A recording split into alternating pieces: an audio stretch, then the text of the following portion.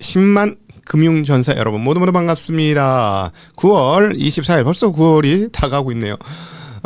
저희는 8월 말쯤에 계약이 시작될 수 있지 않을까 하는 기대를 가지고 갔다가 지금 한 달째 걸리고 있으나 곧 계약이 시작될 것 같습니다. 그래서 어제 오후에는 현지 탐방까지 갔다 왔죠. 고객들이 오실 때 동선을 어떻게 짜야 되느냐 뭐 이런 등등 확인하기 위해서 좀 갔다 왔습니다. 이제 임박하고 있다는 거. 근데 이제 현재 예상으로는 한국투자가 먼저 계약이 시작될 것 같고, 그리고 시차를 두고 NH투자증권에서도 거래가 시작될 것 같습니다. 계약이 시작될 것 같고, 그래서 NH투자증권에 다 옮겨놓으신 분들은 한 일주일 차 정도로 될 것 같으니까요. 조금만 기다려주시면 될 것 같습니다. 네, 자 오늘 장 한마디. 오늘 미국의 고평가 논란은 귀담아 들을 만한 내용이네. 네, 특별히 이 오픈 AI에 투자를 했던 엔비디아에 대한 이야기가 좀 눈에 띕니다. 파월에 대한 이야기보다는. 그럼에도 불구하고 여전히 AI가 중심에 있는 건 분명히 맞고요. 결국 시차를 두고 나서 현금 리턴이 없을 때 그때 본격하게 문제가 되는데, 문제는 뭐냐면 여러분, 지금 AI만으로는 리턴이 있을까요? 투자가 더 클까요? 당연히 투자가 더 큽니다. 근데 이게 가려진 이유가 있어요. 왜냐? 지금 AI 쓰고 있는 기업들이 어디죠? 메타, 구글, 아마존, 뭐 조금 더 하면 애플, 뭐 이런 회사들이죠. 자, 근데 이 회사들은 실적이 있어요? 없어요? 있죠. 실적이 다 있습니다. 실적 아주 좋아요. 자, 근데 이 기업들의 실적이 AI에서 오는 거예요? 아니에요? 일부만 오지.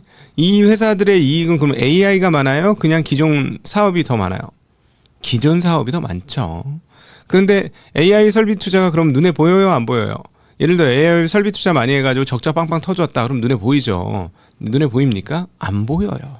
자, 이게 지금 숨어있는 요소입니다. 아주 숨어있는 요소예요. 자, 근데 이 부분이 어느 순간 AI 설비 투자는 계속해야 되는데 이익이 줄어들었어. 이러면 어떻게 됩니까? 난리 나는 거지. 근데 우리가 그동안에 지켜봤다시피 한 번 살짝 AI 투자했더니 투자 엄청나게 많이 할 거야 라고 해서 주가 빠진 적이 있어요. 그런데 실적을 까보니까는 괜찮네, 별일 없네 이러면서 다시 이렇게 쭉쭉 간 거죠. 자, 그런데 만에 하나 또다시 실적이 꺾였어. 근데 AI 투자는 계속할 거야. 이래버리면 어떻게 된다? 이렇게 되면은 AI 쪽의 미래가 확 줄어들죠. 이제 이렇게 계속 이익이 꺾이면 투자를 못하겠구나 하면서 AI가 꺾이겠죠. 그래서 흔들릴 수 있습니다. 자, 오늘 핀비즈를 통해서 먼저 전체적인 상황을 한번 살펴보면 좋을 것 같으네요. 자, 오늘 엔비디아가 많이 떨어졌고요. 이제는 거의 형제 회사처럼 느껴지는 오라클. 자, 오라클도 많이 떨어졌고, 얘네가 같이 움직이면 시놉시스하고 파란 트 밑에 있는 시놉시스하고 세 개가 형제처럼 움직입니다. 그런 흐름들을 보여줬고, 어제 많이 올랐던 애플은 드디어 숨고르기를 좀 했고요. 전반적으로 빅테크들이 숨고르기 했습니다. 그런데 보시면 아시다시피 오른쪽 쪽에는 오른 종목들이 꽤 많아.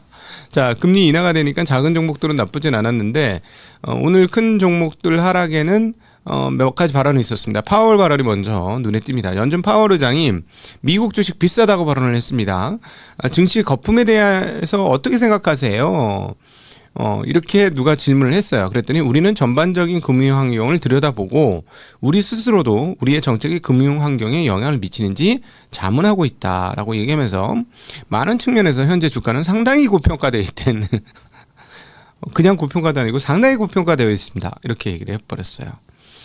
자, 근데 파월의 원래 이거는 이제 질의응답에서 나온 얘기고, 원래 했던 얘기는 단기적으로는 인플레이션 위험은 상방으로 있고 고용 위험은 하방으로 기울어진 도전적인 환경이다. 즉 양방향의 위험이 있다는 건 위험 없는 길은 없다. 지금 모두 위험이 도사리고 있다라는 얘기, 어딜 가나 위험하다라는 얘기를 했습니다. 자, 그런데 파월의 의장 발언에 의해서 좀 시장 더 영향을 미쳤고, 그래서 많이 올랐던 나스닥이 조금 더 떨어졌다 이렇게 볼 수 있는데, 좀 근원적인 고평가에 대한 논란이 좀 있었어요. 이 부분은 이번 오픈 AI와 엔비디아 협력에 대한 의문을 제기하는 건데요. 몇몇 분석가, 평론가와 등등이 이런 얘기를 하고 있습니다. 오픈 AI는 자체 투자금을 조달하기 위해 그 자신을 공급업체에 팔고 있다.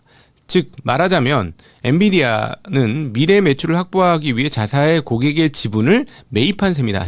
그러니까 오픈 AI가 물건을 팔아갖고, 즉 챗 GPT를 엄청나게 팔아갖고 거기서 남은 돈으로다가, 거기서 남은 현금으로다가 엔비디아의 물건을 사주는 게 아니라, 이게 협력이라고 나왔잖아요. 뭔가 협력, 그 우호적 관계잖아. 근데 엔비디아 입장에서는 지금의 이 상황을 만들어준 장본인은 누구죠? 네, 22년도 11월 달, 잊을 수 없죠. 챗 GPT, 그게 3.0인가? 2.5인가? 그랬죠? 네. 챗 GPT가 나오고 나서 난리가 나기 시작한 거 아니에요? 빅테크들이 각성하고 대호각성하고 우리도 AI 해야 해. 큰일 났어. 이거 뺏기면 우리 다 뺏겨. 뭐 이러면서 지금 난리가 난 AI 그 군비 경쟁이 시작이 됐었는데요. 그 오픈바를 오픈 AI가 준 거죠. 그러니까 엔비디아 입장에서 오픈 AI가 굉장히 중요한 회사예요. 그리고 지금까지 오게 되는 핵심적인 회사이기도 하고. 근데 오픈 AI가 한층 더 가겠다라고 얘기를 했으니, 그래, 알았어. 근데 돈은 없다고? 그래. 그렇구나. 그럼 언젠간 줄 거지? 안 되면 회사 지분이라도 줄 거지? 뭐 이런 분위기가 있다는 거예요. 그리고 오픈 AI는 우리 돈이 없는데, 메타하고 저기 어디야, 구글하고 저기, 마이크로소프트는, 엑셀 팔아가지고, 그 다음에 광고 팔아가지고, 그 다음에 채팅 팔아가지고 저렇게 돈을 버는데, 우리 어떡하지? 이거 여기서 멈추면 우리 쟤네들한테 이제 뒤지는데, 어떡하냐? 내 몸이라도 팔아가지고 사업을 계속해야지. 뭐 이런 서로 간에 상호 어떤 이해관계가 딱 맞아 떨어졌다.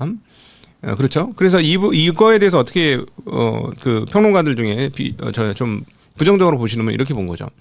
AI 분야 전체가 얼마나 self-referential 이렇게 표현했어요. 자기 참조적인지 보여주는 불길한 신호로 보인다. 이게 자기 참조적이라기보다도, 자기 참조적이라는 건 뭐냐면 우로보로스, 철학적 용어로 우로보로스 한다. 자기 꼬리를 무는 뱀. 계속 자기 꼬리를 물어가면서 생존을 하는 거예요. 자기를 먹으면서 자기가 생존하는 그 우로보로스적 상황에 지금 빠졌다라고 얘기하는 거예요. 지금 자기 참조적이라는 게 내가 나의 주석은 나지. 뭐 이런 개념인 거죠. 각도기의 주석은 각도기야. 누가 뭐라 그래. 뭐 이런 상황이라는 걸 얘기한 겁니다. 그러면서 엔비디아 성장을 유지하기 위해 자기 매출로 이어질 자본까지 스스로 제공한다면 이 생태계는 지속 불가능할지도 모른다. 그러니까 뭐냐면은 나 내 물건 많이 팔으려고 내 물건 사줄 애들을 사주는 거야. 우리 물건 사줄 거지? 그럼 너희 물건 사줄게. 뭐 이러면서 간다는 거죠. 이런 비판들이 조금 있는 거죠. 그래서 이렇게 얘기를 한 거예요. 엔비디아의 오픈 AI 투자는 초기엔 긍정적인 반응이 나왔으나 시장은 오픈 AI가 필요한 자본을 조달할 수 있는 유일한 창고가 결국 엔비디아뿐이라는 걸 금방 깨달았다라는 얘기를 했어요. 완벽하게 틀린 말은 아닌 것 같고요. 완벽하게 틀린 말은 아닌 것 같고. 자, 그러면은 AI 투자가 허상이냐라는 근원적 질문을 우리는 할 수밖에 없죠. 여기서 재미난 뉴스가 하나 나왔습니다. 우리 또 제가 좋아하는 박승현 애널이 그걸 또 이 뉴스를 뽑아줘가지고 내가 얼마나 고마운지. KKR이라고 아시죠? 문 앞에 야만인들, 거기 KKR. 그리고 한국에서도 부동산 투자 엄청 하고 있죠. 여기 부동산 전문 투자자 중에 하나죠. 그다음에 KKR, 그다음에 CPPIB 이런 회사들이 데이터 센터 수요를 대비해서 천연가스에 투자하겠다라는 뉴스를 블룸버그가 전달하고 있습니다. 그것을 박승현이 전달했는데, 자, 투자 대기업 KKR과 블랙스톤은 천연가스 산업에 170억 달러 규모의 투자를 주도하고 있습니다. 이는 인공지능 기업의 막대한 에너지 수요를 충족하기 위한 민간 자금의 본격적인 진입을 의미합니다. 이번 건에는 투자자들이 미국 LNG 수출이 앞으로 수십 년간 글로벌 에너지 시장 핵심축이 될 것이라 자신감을 보여줍니다. 아시아 등 여러 국가가 경제 성장의 동력으로 LNG를 선택한 가운데 우리가 선택을 한 거야, 선택을 당한 거야, 억지로 떠밀린 거야, 알아서 산 거야, 잘 모르겠는데 하여튼 빅테크 기업들은 데이터 센터 전력을 확보하기 위해 에너지를 갈구하고 있고 트럼프 행정부 역시 화석연료 유의를 추구하고 있습니다 라고 이야기했습니다. 자, 이 말인즉슨 어제 데이터 센터의 핵심 헤드라인 단어는 뭐였다? 10기가와트. 자, 여기에 일론 머스크가 얘기했습니다. 1기가와트를 내가 제일 먼저 얘기했고, 앞으로 10기가와트, 100기가와트, 1000기가와트 이 모든 것들을 우리가 가장 먼저 할 것이다 라고 일론 머스크께서 얘기하셨어요. 근데 이제 일론 머스크 테슬라는 이제 AI 기업이야 자동차 기업이야 좀 헷갈리기 이제 시작하는 상황으로 왔죠. 주가로 보면 AI 기업이고요. 그죠? 매출은 자동차 기업인데 이 주식의 천재께서 이제 자동차 안 되겠다. AI로 넘어가고 로봇으로 넘어가는 로봇의 시대가 왔으니까 하고 생각하고 물론 미래를 선도하시는 분입니다. 네, 너무 나쁘게만 보지 마세요. 이렇게 가셨으니 이 시장이 되기 때문에 가는 것인가 그들이 만들었기 때문에 되는 것인가 하는 이런 오묘한 헷갈림이 우리한테 있는 거죠. 이게 가야 되는 길이니까 가는 것이냐 그들 때문에 가게 되는 것이냐 뭐 이런 생각이 조금 들긴 하는데 그럼에도 불구하고 3차 산업혁명이 도래했다라는 큰 틀의 측면은 부인할 수는 없는 것 같습니다. 자, 이제는 1차 즉 인간 노동력과 동물 노동력과 뭐 풍력이나 뭐 이런 수력 일부 수력 이런 걸로 하던 자연 지물의 에너지원에서 증기기관이나 기계장치를 통한 발전과 거기에 대한 동력장치, 석탄 뭐 이런 것들로 시작해서 석유로 전이됐고요. 석유와 전기의 하이브리드 체제가 꽤 오래 오다가 드디어 이제 완전한 전기 체제로 가면서 이 완전한 전기 체제에서의 달라진 점은 뭐냐면 인간 노동력이 이제 거의 별로 필요 없는 상황으로 이제 본격적으로 진입하고 있는 것이다. 네. 그래서 전기 수요가 미친 듯이 터지고 있는 상황이다. 그러니까 미국 같은 경우는 더 심하죠. 전기 옛날 인프라가 아주 옛날 거니까. 자, 이런 분위기가 넘어가고 있는데 이걸 완벽하게 부인할 방법은 또 없을 것 같습니다. 자, 그래서 어찌되었건 저찌되었건 몇 년을 더 지켜보긴 해야 되는데 이게 확인이 되는 거는 몇 년을 더 지켜봐야 되는 거죠. 자, 어찌되었건 저찌되었건 이 상황에서 우리는 재미난 나팔을 불 수 있는 상황이 한국에 도래했다. 그래서 마이크론 테크놀로지를 보면 안다. 근데 요 마이크론 테크놀로지 조금 이따 보고 다른 사람들 그 발언과 지표 발언 정리하고 마이크론 볼게요. 자, 오늘 그 인사 발언들 몇 가지 갖고 왔습니다. 오스탄 글루스비 미국 시카고 연은 총재. 현재 미국 금리 정책은 완만하게 긴축적이며 중립 수준보다 1.5%포인트 높다. 이렇게 얘기했습니다. 그러니까 지금부터 중립까지 가는데 1.5% 낮출 수 있다라는 얘기를 오스탄 글루스비가 한 거고, 그럼 연말까지 2번 내리고 앞으로 1, 2년 동안에 4번 내릴 수 있다라는 얘기를 한 거고요. 미셸 보우만 부의장, 이분은 상당히 친 트럼프처럼 보이는 분이죠. 수개월간 노동시장 상황이 악화된 것을 확인한 만큼 연준이 노동시장 악화를 고려해 결단력 있게 정책금리 조정에 나서야 한다라고 이야기했습니다. 즉 금리 내려야 된다는 얘기했고요. 맥컬럼 그 캐나다 중앙은행 총재의 발언이 되게 눈에 띄는데요. 달러에 대한 발언을 했습니다. 안전자산 역할에 의문이 제기되고 있다. 스트레스가 많은 시기에 해지로서의 가치는 훼손되었다. 저희가 계속해서 지적하고 있는 바죠. 우리가 계속해서 지적하고 있는 바는 뭡니까? 통화가치가 절단 났네. 통화가치가 계속해서 빠지네. 그래서 뭐가 올랐다? 금값이 오르고 있다라는 얘기를 했죠. 자, 우리 금값부터 오늘 한번 체크하고 갈게요. 또다시 금값. 또 사상 최고치 가고 있답니다. 금값 3,800불이야. 이야. 자, 덕분에 은값도 같이 고공행진하고 있고요. 덩달아 구리값도 10,000달러 갔다가 오늘 살짝 숨고르겠는데 어쨌든 계속 올라가고 있어요. 오늘 뭐 제조업 지수라든가 이런 것들 나온 거 이제 보시면 아시겠습니다만 경기가 그렇게 썩 좋으냐? 뭐 그건 좀 아닌 것 같거든. 자, 그래서 제조업 지수 한번 볼게요. 일단 그 유로 쪽 볼게요. 유로 쪽 제조업 지수 어떻게 됐냐? 50.7에서 49.5로 빠졌고요. 서미스는 올랐습니다. 50.5에서 51.4로. 근데 영국 볼게요. 영국은 47.0에서 46.2로 바뀌었고, 여기는 뭐 서비스업도 54.2에서 51.9로 바뀌었어요. 프랑스, 독일 한번 볼까요? 프랑스, 독일 제조업 구매 관련해서 50.4에서 48.1로 떨어졌고요. 그 프랑스의 서비스업은 49.8에서 48.9로, 그다음 독일 제조업 구매 관련해서 49.8에서 48.5로 떨어졌고요. 오히려 여기는 서비스는 많이 올랐습니다. 49.3에서 52.5로 올라가지고 이 독일 서비스업이 오르는 바람에 유로 전체가 그나마 전체 서비스업 지수는 조금 오르는 그런 흐름들을 보여주었습니다. 자, 미국 볼게요.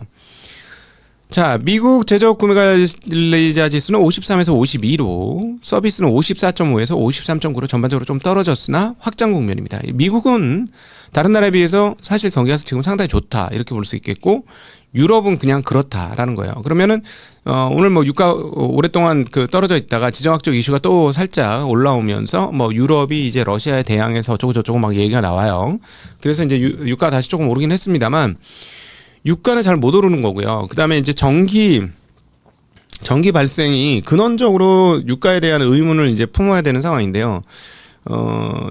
여전히 중국은 석유 수요가 어마무시한데 이번에 이제 가스 땡기죠. 러시아로부터 가스관 하나 박았고 27년까지 하나 더 받고 합산 850억 입방미터인가 이 정도 되는 어마무시한 양을 땡깁니다. 전 세계 가스관 중에 최고로 많은 가스를 땡기게 되는데요. 가스는 가스대로 땡기고 신재생은 신재생대로 하고, 자 그럼 석유는 어떻게 될까? 이제 중국에서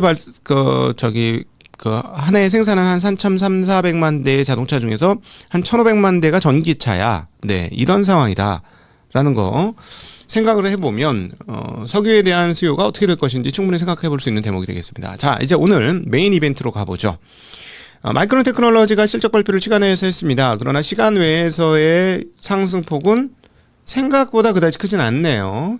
사전에 많이 올랐기 때문에 그렇다라고도 볼 수는 있겠는데, 사전에 많이 오르긴 했지. 한번 최근 주가 흐름 한번 볼게요. 안 오른 게 아니야. 많이 올랐어. 네, 이게 마이크론 테크놀로지예요. 이거하고 비슷한 게 최근 한국에도 있죠. 한국에 같은 업종인 삼성전자, 삼성전자 요즘 52주 신고가입니다. 이렇게 조용하게 신고가가 올 줄이야. 그래서 목표가를 조금 올릴 수밖에 없는 상황이다라는 말씀 드리고 싶고요. 자, 이제 실적 볼게요. 자, 이제 실적이 되게 잘 나왔어. 얘네들, 실적이 아주 잘 나왔거든. 실적을 한번 볼게요.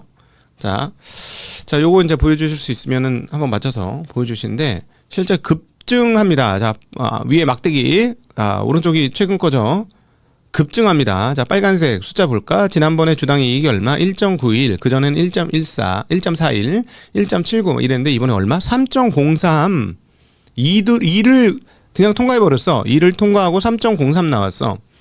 자, 오른쪽에 매출 볼게요. 밑에 매출 볼게요. 113억 달러. 근데 지난번 얼마? 930. 그전에 870억, 770, 죄송합니다. 93, 80, 87, 77. 그 전 분기가 이렇게 했는데, 이번에 얼마? 113. 야. 근데 지금 마이크론 테크놀로지가 어떤 얘기를 하고 있냐면, 다음 달 인상률이 10에서 25%의 D램과 낸드 플래시의 가격 인상폭이 그렇게 될 것이다라고 얘기를 하고 있고요. 그 다음에 얘네가 제일 먼저 가격 제시를 중단했어요. 얘네 가격을 올리기 위해서. 일종의 쇼티지가 났다는 얘기고요. 그래서 앞으로 D램 인상률은 20에서 30%, 게다가 차량용은 뭐 70%까지 상승할 수 있다. 뭐 이런 얘기를 했는데, 어제 올라옵니다. DDR4도 엄청나게 올라왔는데 DDR5도 올라오기 시작해요 하고 차트 보여드렸어요. 자, 이제 오늘 차트 진짜 눈에 띄더라. 이게 웬열? 진짜? 찐이야? 막 이렇게 생각이 드는데 한번 볼게요. 야, 이거 봐봐. DDR5 봐봐. DDR4는 4고 5 봐봐. 와, 찐이니? 진짜니 이거? 야, 삼성전자 주주들 축하드립니다. 요거 가격 상승에서 가장 레버리지가 큰 회사는 어디다? 네, 일명 양산전자. 삼성전자, 물량의 삼성. 내가 이거 작년에 강의하고 다녔을 때 이 얘기를 했는데, 자, 이제 DDR 가격이 오릅니다 했는데 그게 작살이 났고 완전 바보 멍청이 됐고 적이 되었죠. 제가 삼성전자 작년에 잘못 얘기했다. 다시 한번 사과를 드리면서, 저는 버티고 있었어요. 여러분 버티고 있었는지 모르겠는데, 버티고 있으신 분들에게는 복이 왔습니다. 그쵸? 버티고 있으신 분들은 잘하셨습니다. 원래 주식은 머리로 하는 게 아니죠. 뭐로 하는 겁니까? 주식은 뭐로 하는 거? 빨리 얘기해봐. 주식은 머리로 합니까? 주식은 엉덩이로 하는 거지. 주식은 엉덩이로 하는 거지 머리로 하는 게 아니에요. 네, 예. 어떻게 될까 이렇게 말씀해 주시면 주린이는 모름. 아, 미안합니다. 머리로 하는 게 아니고 주식은 엉덩이로 하는 거예요. 궁뎅이 전법. 그쵸? 네, 궁뎅이 전법. 제가 그래서 엉덩이에 병이 생겼어요. 엉덩이가 되게 뜨거운 병이 생겼어. 그래서 자전거를 타고 어디 이제 부산 같은 거 갔다 오면 엉덩이에 뜨거워서 종기가 생겨. 이 엉덩이가 하도 짓누르고 앉아 있어가지고 엉덩이에 막 이렇게 종기가 나는 병이 좀 생겼습니다, 여러분. 자, 어쨌든 지금 이거 매출과 이익 보셨습니다만 대체적으로 엄청나게 큰 폭의 상승인데요. 지금 마이크론 테크놀로지가 그 전분기 대비 21%가 증가했고요. 전년 대비는 무려 46% 증가했습니다. 그리고 현금 흐름도 증가하고 있어요. 모든 데이터가 값이 매우 좋아지고 있다. 그런데 이제 레가시가 좋아지면은 레가시 이렇게 해야 되나? 레가시. 네. 레가시가 좋아지면은 삼성전자가 제일 좋다. 왜냐하면 물량 뛰기잖아. 삼성전자의 캐파는 다른 회사의 캐파 대비 한 2배씩 캐파가 됩니다. 그렇기 때문에 저렇게 단위 단가가 올라가면 구형 쪽에서 수율이 90% 이상 되는 데에서는 완전히 초특급으로 돈을 버는 거야. 그렇죠. 물량으로 압살한 게 삼성전자의 전력 아니겠습니까? 일본 애들이 왜 도륙을 당했습니까? 삼성전자한테. 그냥 돈 벌면 다 설비 투자. 돈 벌면 설비 투자. 돈 벌면 설비 투자. 그 삼성전자가 그런 측면에서 대단한 회사인 거예요. 그러니까 흥청망청 안 한 거야. 나는 그거는 진짜 인정해야 된다고 생각해. 한국 기업들이 대단한 것 중에 하나가 흥청망청 안 해. 진짜 흥청망청 안 하고 돈 벌면 그대로 공장에다 갖다 퍼다 붓고 그대로 공장에다 퍼다 붓고 그래서 조금씩만 흐름 받고 그다음에 삼성전자가 제일 잘했던 건 인재에 대해서 투자를 잘했던 거잖아요. 그게 이제 삼성전자부터 시작된 거 아니야. 인재 전쟁에 서막을 날린. 근데 그걸 지금 중국이 따라하고 있는 거고, 그렇죠? 예. 그래서 우리 인재 안 뺏기도록 노력을 해야 되는데 어쨌든 소위 말하는 레가시 D램 가격이 증가를 하게 되면 물량의 삼성이기 때문에 삼성이 수혜를 받는 게 제일 큽니다. 그래서 최근에 HBM4에 의해서 수익률은 하이닉스가 더 좋을 것 같은데 왜 삼성전자의 꿈틀거림이 더 빠르냐라고 물어보신다면 이것 때문에 그래요. 레거시 가격이 오르기 때문에 HBM4, 3 뭐 이거 납품이 거의 다 됐다 뭐 이런 것보다도 오히려 레가시 가격 상승이 삼성전자 가격에 더 민감하다. 네. 이렇게 보실 수 있을 것 같습니다. 네네. 아, 저 신나 보인다고요? 저희 고객분들이 잔고 신고가입니다. 잔고 신고가. 끝내주죠? 네, 끝내줍니다. 네. 그러니까 제가 드리고 싶은 말은 여러분, 제가 잘해서요? 아니죠. 내가 뭐 엉덩이 비비는 거야 누구나 할 수 있는 건데 뭐 대단한 일을 한 건 아니고, 저와 함께 하신 분들이 같이 엉덩이를 비벼줬다는 게 대단한 일이죠. 대단한 일이고, 이 말씀을 꼭 드리고 싶어요. 각도기가 대단해서 신고가 나온 게 아니고요. 장이 좋아서 신고가 나온 거예요. 예. 예. 그래서 여러분 우리 22년도의 그 고통의 순간, 그다음에 24년도 하반기에 그 정말 지옥적 상황 이거 경험을 하셨잖아요. 장이 나쁘면 아무리 좋아도 안 가. 주식이 아무리 좋아도 잘 안 가요. 엉뚱한 주식들은 갈 수 있는데 장이 나쁘면 웬만큼 좋은 주식도 안 갑니다. 예.